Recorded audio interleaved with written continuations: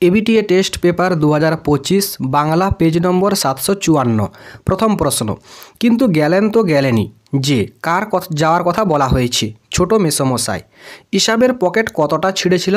6 ইঞ্চি। তারপর নামিল বৃষ্টি, বৃষ্টির প্রকৃতি ছিল মুষলধারার বৃষ্টি।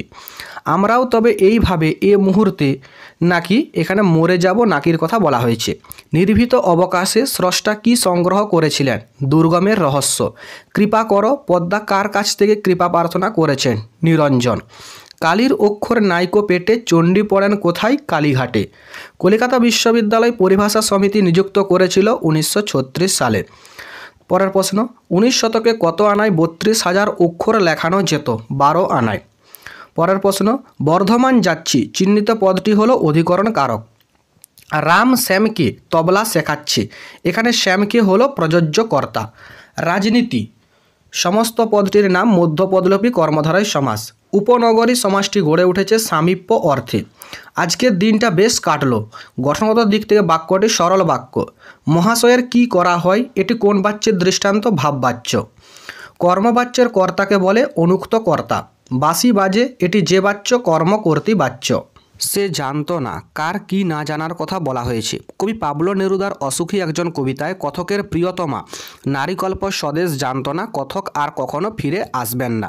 পরের প্রশ্ন, অথবা এমনই ইতিহাস। এমনই ইতিহাস বলতে কবি কি বোঝাতে চেয়েছেন? আমাদের দেশ ভারতবর্ষ প্রায় 200 বছর ধরে ইংরেজদের শাসনাধীন ছিল। 1947 সালে স্বাধীনতা লাভের পরও স্বজাতির মধ্যে বিদ্বেষ, বিরোধে, দাঙ্গা, যুদ্ধ, হানাহানি বন্ধ হয়নি। তাই কবি বলতে চেয়েছেন আমাদের ইতিহাস এমনই ইতিহাস কলঙ্কময়। পরের প্রশ্ন, ক্ষমা করো কিসের জন্য ক্ষমা প্রার্থনা? কবি রবীন্দ্রনাথ ঠাকুর যুগান্তের কবিকে সাম্রাজ্যবাদী পশুদের হয়ে সর্বহারা মানবালুণ্ঠিত অত্যাচারিত আফ্রিকাবাসীদের কাছে ক্ষমা প্রার্থনা করতে বলেছেন।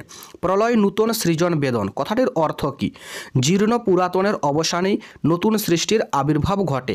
তাই তরুণ বিপ্লবীরা সমাজে পুঞ্জীভূত অন্ধকারকে ধ্বংস করে নতুন সমাজ গড়বে। ওই ধ্বংসলীলায় দেশবাসীকে ভয় না পেয়ে কবি ধ্বংসকে সমাদরে বরণ করার কথা বলেছেন। অর্থাৎ ধ্বংসই হচ্ছে নতুন সৃষ্টি। মাথায় কত শকুন চিল। শকুন বা চিল শব্দটি কবিতায় কী অর্থে ব্যবহৃত হয়েছে? অস্ত্রের বিরুদ্ধে গান কবিতা অনুসারে শকুন বা চিল এই দুটি মাংসাশী পাখিকে যুদ্ধবাজ, ক্ষমতা লিপ্সু ও সুযোগ সন্ধানী মানুষের প্রতীক রূপে ব্যবহার করা হয়েছে। সংখ্যায় এরা অল্প হলেও মানব ইতিহাসে এদের উপস্থিতি চিরকালীন। এরপরে রয়েছে প্রবন্ধের প্রশ্ন। এই নেশা পেয়েছি আমি শরৎদার কাছ থেকে। কার কোন নেশার কথা বলা হয়েছে? শৈলজানন্দের ফাউন্টেন পেন সংগ্রহের নেশার কথা বলা হয়েছে। এরকম বর্ণনা বাংলা ভাষার প্রকৃতি বিরুদ্ধ। কোন বর্ণনা?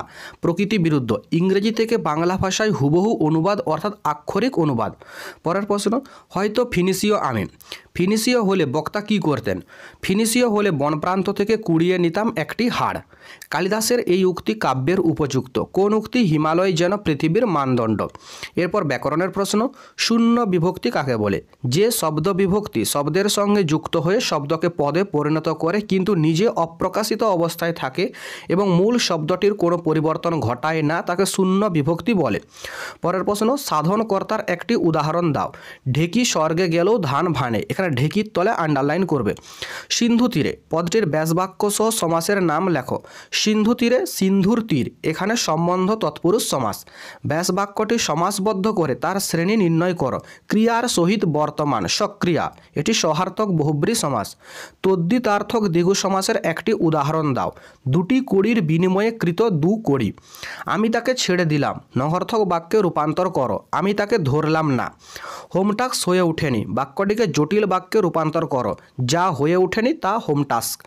বিশেষণ ও বিশেষ্য যোগে একটি বিশেষ্য খণ্ড তৈরি করে বাক্য ব্যবহার করো। তুমি ধীরে আর সাবধানে যাও। ওয়াটস পত্র দেখিল, ভাববাচ্যে পরিণত করো। ওয়াটসের পত্র দেখা হলো। লুপ্ত কর্মে ভাববাচ্যের একটি উদাহরণ দাও। এত খাওয়া যায় না।